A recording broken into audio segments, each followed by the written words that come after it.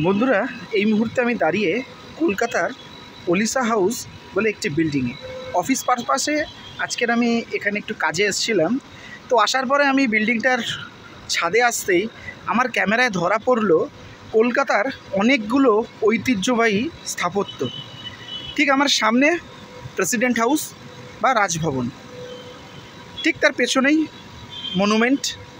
একটু ক্যামেরাটাকে যদি ঘোরাই দূরে, এই ঠিক আমার আঙুলের সোজাসুজি রয়েছে ভিক্টোরিয়া মেমোরিয়াল। আর একটুখানি যদি ঘোরাই ক্যামেরাটাকে, আমার ক্যামেরায় ধরা পড়ছে ইডেন গার্ডেন্স, তার ফ্লাড লাইট দেখা যাচ্ছে, স্টেডিয়াম দেখা যাচ্ছে।